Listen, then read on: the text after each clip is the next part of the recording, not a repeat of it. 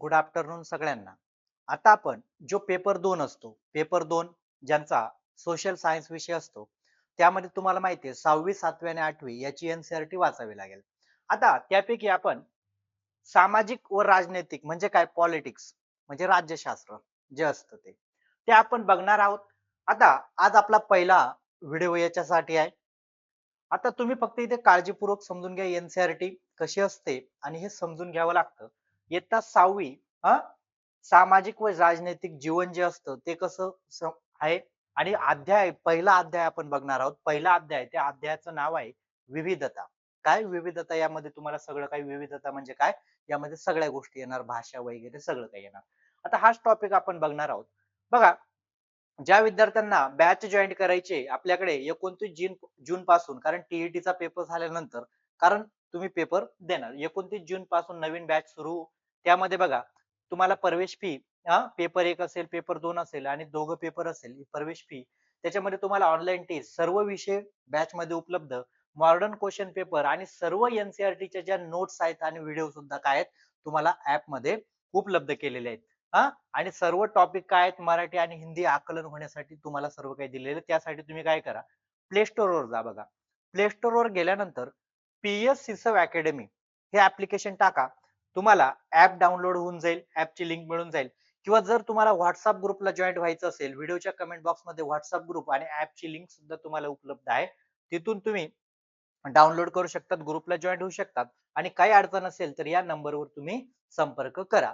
आता आपण टॉपिकला सुरुवात करू. फक्त काळजीपूर्वक समजून घ्या. बघा, आता पहिला टॉपिक आहे चॅप्टर विविधता.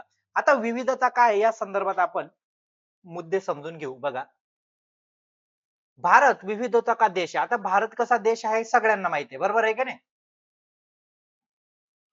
बघा, पहिलीच ओळ, भारत विविधता का देश आहे. हा हम विभिन्न भाषा बोलते. बघा, विभिन्न भाषा बोलते. एक मिनिट कलर चेंज करून घेतो म्हणजे तुम्हाला ते चांगल्या पद्धतीने दिसेल. बघा, विभिन्न भाषा बोलते हैं, विभिन्न प्रकार का खाना खाते हैं, अलग अलग अलग त्योहार मनाते हैं, भिन्न भिन्न धर्म का पालन करते. बघा, भारत कसा देश आहे का तिथे विविध भाषा बोलल्या जातात आणि विविध त्योहार म्हणजे सण पण साजरे केले जातात आणि धर्म पण काय आहेत वेगवेगळे आहेत. लेकिन गहराई से सोचे तो वास्तविक में हम एक ही तरह की चीजें करते हैं, केवल हमारे करने के तरीके अलग है. म्हणजे काय, इथे काय या पॉइंट मध्ये म्हटलेले का जरी ते विविधता आहे, भाषा असेल किंवा खाण्याच्या वस्तू असेल वेगवेगळ्या असतील, पण आपण काय करतो, एक ही चीज करते है, केवल हम हमारे करने के तरीके अलग है. म्हणजे उदाहरणार्थ बघा, आपण खिचडी करतो, महाराष्ट्रामध्ये खिचडी करतो, बरोबर आहे का नाही? आपण काय करतो त्याच्यामध्ये कोथिंबीर असेल वगैरे हे टाकतो. पण दुसरीकडे आता जर तुम्ही तामिळनाडूमध्ये गेलो तर तिथे फक्त भात करतात. म्हणजे काय, फक्त करण्याच्या पद्धती वेगळ्या आहेत. तसंच आपले जे सण आहेत ते सण बघा, आपल्याकडे जशी दीपावली साजरी केली जाते तशीच राजस्थानमध्ये केली जाईल का, तर नाही, याच्यामध्ये पण बदल होईल. मग तुम्हाला हेच सांगितलंय, वास्तव में हम एक ही तरह की चीजें करते, केवल हमारे करने के तरीके अलग है. म्हणजे आपण जे बनवतो वगैरे त्याचे काय तरीके अलग आहे. बघा, त्याच्यानंतर तुम्हाला पॉइंट लद्दाख. बघा, लद्दाख बद्दल तुम्हाला विचारलं जातं, पेपर 1 ला पण ईव्हीएस मध्ये तुम्हाला लद्दाख बद्दल विचारलं जाईल. काळजीपूर्वक समजून घ्या. लद्दाख जम्मू और काश्मीर के पूर्व पूर्व पहाड़ियों में बसा है. बघा, लद्दाख कुठे आहे असा प्रश्न तुम्हाला विचारू शकतात. पूर्व पहाड़ियों में, जम्मू आणि काश्मीरच्या पूर्व पूर्व पहाड़ियों में बसा है. रेगिस्तान इलाका है. बघा, कसा इलाका है, रेगिस्तान. यहाँ पर बहुत ही कम खेती होती है. बघा, बहुत ही कम खेती संभव है क्योंकि इस क्षेत्र में बारिश बिल्कुल नहीं होती. बघा, म्हणजे हा जो भाग आहे याच्यामध्ये बारिश बिल्कुल नहीं होती. या या इलाका हर वर्ष में काफी लंबे समय तक बर्फ में ढका रहता है. आता तुम्हाला मला सांगा का जर तिथे काय म्हटलेलं आहे, कम खेती की संभावना आहे. का कम खेती की संभावना आहे? कारण जे बर्फाने काय झालं, पूर्ण एक चादर पसरलेली असते. जर ज्या ठिकाणी पूर्ण बर्फाची चादरच पसरलेली असेल तर कसं काय तिथे शेती करणार, तर करता येणार नाही. इस क्षेत्र में बहुत ही कम पेड़ उग पाते हैं. पीने के पानी के लिए लोग गर्मी के महीनों में पिघलने वाले बर्फ पर निर्भर रहते. म्हणजे काय, पाणी पण प्यायचं असेल तर जो आपण म्हणतो वितळलेला बर्फ ते वापरतात. लोग एक खास किस्म की बकरी पालते. बघा, या बकरी संदर्भात तुम्हाला विचारलं, पेपर 1 मध्ये पण विचारलं जाईल. ये खास किस्म की बकरी पालते हैं जिसे हम पश्मीना पश्मीना ऊन मिलता है. बघा, पेपर 1 साठी पण इथून डायरेक्ट तुम्हाला प्रश्न पेपर 1 साठी पण हा टॉपिक म्हणजे त्याला अनुसरून आहे. कारण तुम्हाला माहिती आहे कुठलाही टॉपिक केव्हा चालू होतो का शेवटच्या टॉपिकला अनुसरून पहिला टॉपिक चालू करावा लागतो दुसऱ्या इयत्तेतला. मग तेच म्हटलेले बघा तुम्हाला इथे प्रश्न विचारला जाईल ये खास किस्म की बकरी पालते हैं जिसे पश्मीना कहा म्हणजे काश्मीरमध्ये जी बकरी पाळली जाते. बरोबर आहे का नाही? तिला पश्मीना म्हटलं जातं. ऊन म्हणजे काय? आपण स्वेटर वगैरे बनवणं त्यापेक्षा ऊन. ये ऊन कीमती है बघा ये ऊन कीमती है इसलिए पश्मीना शाल बड़ी महंगी होती है मुख्य तो काश्मीर में पश्मीना शाल बुनी जाते बघा आता असा पण प्रश्न विचारला जाईल का पश्मीना शाल कुठे बनते काश्मीर आणि कोणत्या याच्यापासून बनते तुम्हाला ऑप्शन दिसत असेल खरगोश दिलं असेल वेगवेगळे ऑप्शन दिलं असेल तर याचं काय आहे पश्मीना जी बकरी असते बकरीपासून बनवते तुम्हाला भेड सुद्धा ऑप्शन दिलं जाईल म्हणजे तुमचं उत्तर इथे पण म्हणजे हे अभ्यासला असेल काळजीपूर्वक तर समजेल यहाँ के लोग दूध से बने पदार्थ जैसे मक्खन मक्खन चीज खास तरह का छेना एवं मांस खाते हैं हर हर परिवार के पास कुछ गाय बकरिया और याक होते बघा म्हणजे या लोकांकडे आता तुम्हाला माहिती आहे वरती आपण बघितलं का शेती करता येत नाही कारण बर्फ असतो आता बर्फ असतो मग काय करायचं दिवसभर झोपून तर राहणार नाही ना मग काहीतरी ते काय करतात आपला उदरनिर्वाह चालण्यासाठी बकरी असेल गाय असेल याक असेल यांचं पालन करतात कळालं बघा किती सोप्या पद्धतीने समजून घेता येतं त्याच्यानंतर इथे बघा आता ज्या कला असतात त्या परंपरागत असतात हे तुम्हाला माहिती आहे कारण आपण पोचमपल्ली म्हणून एक बघितलं होतं ईव्हीएस मध्ये बघा परंपरागत शाल बुनाई बघा ती जी पश्मिना शाल असते आणि तुम्हाला लद्दाख लद्दाख दाखवले बघा उंची पहाडीवाला भौगोलिक इलाका आहे लद्दाख कसा आहे उंची पहाडीवाला भौगोलिक इलाका आहे हे तुम्हाला सांगितलं त्याच्यानंतर रेगिस्तान म्हटले बघा रेगिस्तान होने का ये मतलब नहीं की यहा व्यापार आने या जाने की आकर्षित नाही होईल बघा म्हणजे रेगिस्तान आहे म्हणजे असं नाही ना का तिथे कोणी जात नाही तर रेगिस्तान आहे तर तिथे अजून काय सांगितलं बघा वाय लद्दाख तो व्यापार के लिए एक अच्छा रास्ता माना जाता है बघा लद्दाखला काय व्यापार के लिए अच्छा रास्ता माना जाता है क्योंकि यहाँ कई घाटिया जिसमें गुजर कर म्हणजे रस्ता तिथून निघतो गुजर कर ये मध्य एशिया के काफिले मध्य एशिया के जे काफिले ते कुठे येतात इलाके पोहोचते थे जिन्हें आज तिब्बत कहा जाता है म्हणजे मध्य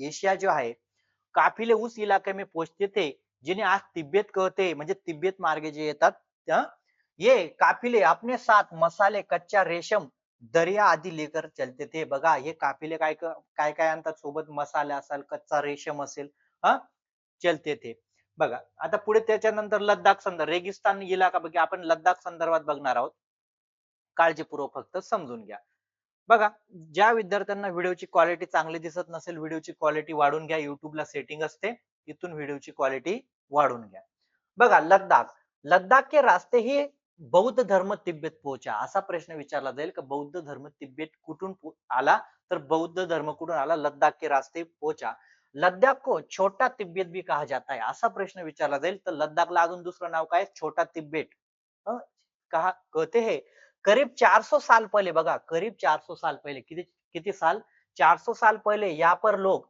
इस्लाम धर्म का परिचय हुआ बघा म्हणजे 400 वर्षापूर्वी इथे इस्लामिक धर्म का परिचय हुआ और अब यहाँ अच्छी खासी संख्या मुसलमान रहते हैं लद्दाख में गानों कविताओं का बहुत ही समृद्ध मौखिक संग्रह आहे बघा लद्दाख मध्ये काय गाणे असतील कविता असतील यांचा बहुत ही समृद्ध मौखिक संग्रह आहे तिब्बत का ग्रंथ बघा हा इथून प्रश्न विचारला जाईल तिब्बत का ग्रंथ केसर सांगा बघा हा प्रश्न तुम्हाला विचारला जाईल की तिब्बतचा कोणता ग्रंथ आहे केसर सांगा लद्दाख में काफी प्रचलित है कोणता ग्रंथ केसर सांगा कुठला तिब्बत का उसके स्थानीय रूप को मुसलमान और बौद्ध दोनों ही लोग गाते बघा तुम्हाला असा पण प्रश्न विचारला जाईल का ते ग्रंथ कोण कोण म्हणजे त्या ज्या कविता असेल कोण कोण म्हणतं का स्थानीय जे मुसलमान आहेत आणि बौद्ध आहेत दोनों लोग गाते हैं पर उस पर नाटक खेलते म्हणजे नाटक तयार करणे खेळते कळालं त्याच्यानंतर बघा तुम्हाला केरळ संदर्भात विचारलेले बघा आता केरळ संदर्भात तुम्हाला विचारलं जातं पेपर 1 साठी पण केरळ संदर्भात तुम्हाला मोठ्या प्रमाणात विचारले गेलेले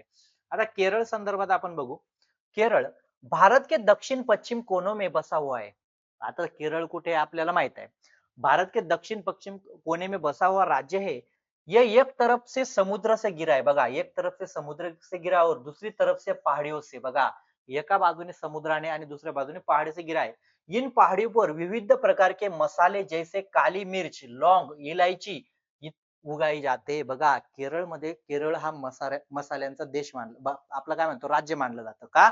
कारण तिथे काय म्हटलं मसाले के जैसे काली मिर्ची, लौंग, इलायची आदि उगाते.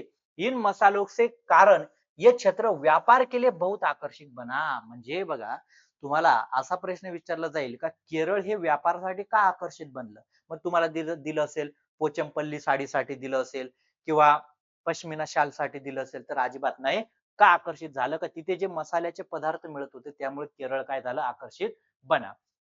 सबसे पहिले अरब अरब एवं यहुदी व्यापार केरळ आहे बघा सगळ्यात पहिले कोण आलं सबसे पहिले अरब एवं यहुदी व्यापार के लिए केरल आए ऐसा माना जाता है बघा ऐसा माना जाता है कि ईसा ईसा मसीह के धर्मदूत संत थॉमस बघा धर्मदूत ईसा ईसा मसीह के धर्मदूत संत थॉमस ने लगभग 2000 साल पहले यहाँ आए थे बघा 2000 साल पहले यहाँ आए थे भारत में ईसाई धर्म का लाने का श्रेय उन्हीं को जाता है बघा कोणाला आता भारतामध्ये ईसाई धर्म स्थापन कोणाकडे म्हणजे कोणाला श्रेय दिलं जातं तर थॉमस बघा संत थॉमस यांना दिलं जातं अरब के कई व्यापारी यहाँ आकर बस गए बघा अरबचे जे व्यापारी होतात ते इथे आकर बस गए इंत बतुता बघितलंय ना तुम्ही पेपर एक साठी पण इंत बतुता आलेले जो करीब भारत 700 साल पहले यहाँ आया अपने यात्रा वृत्तांत में मुसलमानों के जीवन का विस्तार देते हुए लिखा की मुसलमान समुदाय की यहाँ बडी इज्जत की जाती थी बघा म्हणजे त्याने इंत बतुता हा जेव्हा भारतात आला तर त्याने त्या भारतातल्या परंपरा असतील सण असतील भारतातील पाणी साठवणं असेल कशा पद्धतीने साठवलं जातं तुम्हाला राजस्थानचा उल्लेख त्याच्यामध्ये आहे हे तुम्हाला केलं जातं त्याच्यानंतर वास्को द गामा हा आपण बघितलेला वाचलेला आहे पण मग तेव्हा कळत पण नव्हतं ना आपण वाचलेला आहे आता वास्को द गामा पाणी के जहाज आता वास्को द गामा कशाने आला घोड्यावर आला नाही असा पण प्रश्न विचारला जाईल की कसा आला बाबा भारतात वास्को द गामा पाणी के जहाज से यहाँ पोहोचे बघा आता कशाने पोहोचला कशाने जहाजाने जर तुम्हाला ऑप्शन दिलं असेल तर असं आपल्याला जो तो पोर्तुगीजों युरोप में भारत तक का समृद्धी रास्ता जाना बघा म्हणजे जेव्हा हा पोहोचला जेव्हा तो पोर्तुगीज कुठला खलाशी होता असा पण प्रश्न विचारला जाईल तर पोर्तुगीज खलासी होता हा त्याने रास्ता जाना इन सभी ऐतिहासिक प्रभावों के कारण केरल के लोग विभिन्न धर्मों का पालन करते हैं जिसमें यहूदी बघा यहूदी इस्लाम ईसाई हिंदू एवं बौद्ध धर्म शामिल है आता तुम्हाला असा प्रश्न विचारला पण जाऊ शकतो का केरळमध्ये वेगवेगळ्या धर्माचं पालन का करतात कारण तुम्हाला माहिती आहे पोर्तुगीज तिथे आले इस्लामिक तिथे आले ईसाई तिथे आले हिंदू आणि बौद्ध तिथे आले का आले काही खेळ खेळायचे होते का तर अजिबात नाही मसाला तिथे होता म्हणजे मसाल्याचे पदार्थ तिथे जास्त भेटत होते त्यासाठी ते काय झाले आकर्षित झाले आणि ते कुठे आले केरळमध्ये आले आणि जर केरळमध्ये आपण काय म्हणतो 5-6 संस्कृतीचे लोक जर एकत्र आले तर काय होईल प्रभाव नक्की पडेल तसाच प्रभाव केरळवर झाला बघा त्याच्यानंतर चीन के व्यापारी बघा आता चीनचे जे व्यापारी होते चीन के व्यापारी भी केरल आए बघा चीनचे व्यापारी भी केरल आए यहाँ पर मछली पकड़ने के लिए जो जाल इस्तेमाल किया जाए किए जाते हैं बघा मासे धरण्यासाठी जो जाल इस्तेमाल किया जाता है उसे चीनावाला हा चीनावाला चीनावाला से हुबहू चीनावाला म्हणजे काय ते चीनी लोक जे जाळ पकडतात त्या चीनावाला से हुबहू मिलते हैं और उन्हें चीनावाला कहा जाता है म्हणजे केरळमध्ये मासे पकडण्यासाठी जे जाळ वापरलं जातं त्याला काय म्हटलं जातं तर चीनावाला असं म्हटलं जातं हे सुद्धा तुम्ही लक्षात ठेवलं पाहिजे त्याच्यानंतर बघा कहते हैं तलने के बघा आता इथे पण तुम्हाला एक प्रश्न बनू शकतो काळजीपूर्वक समजून घ्या कहते हैं तलने के लिए लोग हाँ, जो बर्तन इस्तेमाल करते बघा वर्तन इथे बर्तन बघा तलने के लिए जो बर्तन इस्तेमाल करते उसे चीनापट्टी कहते बघा असा प्रश्न विचारला जाईल का जे तळण्यासाठी जे वापरलं जातं बर्तन बर्तन भांड आपण सोप्या भाषेत तर त्याला काय म्हटलं जातं चीनापट्टी कहते है इसमें चीन शब्द का इस बात की ओर इशारा करता है कि उसकी उत्पत्ती कहां से हुई बघा आता सगळ्यात महत्वाचं चीनावाला असेल किंवा चीनापट्टी असेल काय म्हटलेले का चीन हा शब्द लागल्यामुळे त्याची उत्पत्ती कुठे झाली हे तर आपल्या लक्षात आलं म्हणजे चीन मध्ये झाली असं त्यांनी म्हटले इसकी उत्पत्ति कहाँ होगी केरल या उपजाऊ जमीन और जलवायु चावल बघा आता केरळ कशासाठी आहे केरळ की उपजाऊ जमीन और जलवायु चावल की खेती के लिए बहुत उपयुक्त आहे बघा असा पण प्रश्न विचारला जाऊ शकतो केरळची जमीन आहे काय असेल चावल के लिए बहुत उपयोग है या अधिकतम लोक मछली सब्जी और चावल खाते. आता तुम्हाला माहिती आहे मासे जर आपल्या शेजारी भेटतात तर मासे त्याच्यानंतर चावल आणि सब्जी खाते. कळालं? म्हणजे अशा पद्धतीने आता काही थोडे मुद्दे आहेत म्हणजे हा तुमचा टॉपिक क्लिअर होऊन जाईल. बघा त्याच्यानंतर एक पॉइंट बघा, ज्या केरळ वर लडाख बघा आता इथे तुम्हाला एक पॉइंट दिलेला आहे. हा काळजीपूर्वक समजून घेऊ. जहाँ केरल और लद्दाख की भौगोलिक स्थितियां एक दूसरे से बिलकुल अलग है. कारण आता तुम्हाला माहिती आहे केरळमध्ये बर्फ पडतो का तर अजिबात पडत नाही. पण लद्दाखमध्ये पडतो म्हणजे भौगोलिक परिस्थिती वेगळी आहे का तर वेगळी आहे. अलग है. वही हम भी देखते हैं कि दोनों क्षेत्रों इतिहास इतिहास में एक ही प्रकार के सांस्कृतिक प्रभाव है. दोनों ही क्षेत्रों में चीन और अरब के आने वाले व्यापारियों ने प्रभावित किया. म्हणजे बघा त्यांची भौगोलिक परिस्थिती जरी वेगळी आहे तर तुम्हाला माहिती आहे ज्या वेळेला व्यापारी कुठून आले लद्दाखला आले लद्दाख नंतर कुठे आले केरळला आले. म्हणजे अशा पद्धतीने काय झालं ज्या वेळा ह्या वेगवेगळे मुस्लिम असतील बरोबर आहे की नाही ईसाई असतील हे जे आले तर यांचा काय झाला प्रभाव झाला या दोघं राज्यांवर असं त्यांनी सांगितलेले. ज्या केरळ की भौगोलिक स्थितीने मसालों को खेती संभव बनाई. बघा आता केरळची भौगोलिक स्थिती आहे तिथे काय झालं मसाल्यांची खेती बरोबर आहे का नाही बनाई. वही लद्दाख की विशेष भौगोलिक स्थिती ऊन के व्यापारी. ऊन म्हणजे काय ऊन म्हणजे आपलं ऊन नाही ऊन म्हणजे गरम कपडे नाहीतर सर ऊनची कोणची खेती आहे आम्हाला ऊन माहित आहे. ऊन नाही ऊन म्हणजे कोणता हा ऊन कोणता गरम कपडे गरम कपडे त्याला ऊन म्हटला. व्यापारी को अपनी ओर खींचा. मग तुम्हाला असा प्रश्न विचारला जाईल का केरळ ने अपनी ओर व्यापारी को कैसे खींचा मसालों के कारण और लद्दाख ने कैसे खींचा ऊन व्यापारी म्हणजे काय गरम कपडे भेटत होते म्हणून म्हणजे भेटत होते किंवा त्यांचा कच्चा माल तिकडे भेटत होता आणि केरळमध्ये कच्चा माल कशाचा भेटत होता आपले मसाल्यांचा. कळालं? त्याच्यानंतर इथे महत्वपूर्ण बिंदू एखादा प्रश्न जर तुम्हाला आला तर लक्षात राहू द्या. व्हिडिओ सर्वांनी लाईक करा आणि जास्तीत जास्त विद्यार्थ्यांपर्यंत व्हिडिओ नक्की शेअर झाला पाहिजे. व्हिडिओ सर्वांनी लाईक करा आणि जास्तीत जास्त विद्यार्थ्यांपर्यंत आपला व्हिडिओ नक्की शेअर करा. बघा जवाहरलाल नेहरू या संदर्भात तुम्हाला जर प्रश्न आला तर बघून घ्या. जवाहरलाल नेहरूने अपनी किताब भारत भारत की खोज. बघा आता तुम्हाला असा प्रश्न विचारला जाईल की जवाहरलाल नेहरू यांनी कोणती पुस्तक लिहिलं भारत की खोज में लिखा है कि भारत एकता एकता भारत की एकता कोई बाहर से थोपी हुई चीज नहीं है. म्हणजे पंडित जवाहरलाल नेहरू काय म्हणतात बघा जवाहरलाल नेहरू का आपण जी भारताची जी एकता आहे का थोपी हुई नाही थोपी हुई नाही म्हणजे काय कोणी सांगितलं का श्रीलंकेने सांगितलं किंवा पाकिस्तानने सांगितलं किंवा जपानने सांगितलं तुम्ही एकत्र राहा तर अजिबात नाही म्हणजे थोपी हुई आहे का तर अजिबात नाही चीज नहीं बल्कि ये बहुत ही गहरी से जिसमें अंदर अलग अलग तरह के विश्वास और प्रथाओं के स्वीकार करने की भावना है. म्हणजे आपण आंतरिकपणे काय करतो सर्व जाती एकत्र केले सर्व धर्म एकत्र केले ही आंतरिक भावना है स्वीकार करने की भावना है. इसमें विविधता को पहचानना और प्रोत्साहित किया जाता है. ये नेहरू बघा विविध काय म्हटलंय विविधता को पहचानना म्हणजे त्याची ओळख आणि प्रोत्साहित किया जाता है.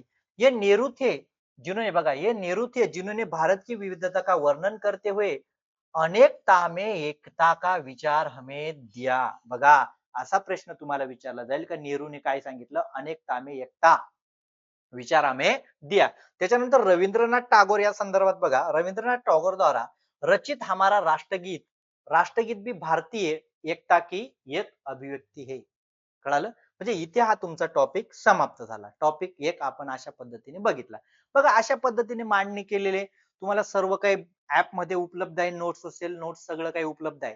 फक्त वेळ न वाया घालता अभ्यासाला सुरुवात करा आणि जास्तीत जास्त विद्यार्थ्यांना व्हिडिओ शेअर करा जेणेकरून जास्तीत जास्त विद्यार्थ्यांपर्यंत आपला क्लास पोहोचला पाहिजे. व्हिडिओ लाईक करा आणि अशाच पद्धतीने हे पॉइंट आहेत अशा पद्धतीने तुम्हाला समजून घ्यावे लागतील कारण पूर्ण पुस्तक वाचणे पण सोपं नाही आणि खूप ठिकाणी अशा काही एकदम शॉर्ट मध्ये नोट्स बनवलेल्या त्या पण उपयोगाच्या नसतात. त्यामुळे नोट्स कशी पाहिजे त्याच्यामध्ये डिटेल पाहिजे म्हणजे तुम्हाला वाचताना पण काहीतरी समजलं पाहिजे. फक्त पॉइंट पॉइंट समजा असं जर राहिलं असतं जवाहरलाल नेहरू भारत की खोज आणि अनेकता में एकता हे दोन मुद्दे देऊन समजा शॉर्ट नोट्स बनवले असते तर उपयोग नाही. त्यामुळे थोडं डिटेल पण त्याच्यामध्ये असावं जेणेकरून ते विद्यार्थ्यांना पण आकलन होतं. कळालं? चालेल.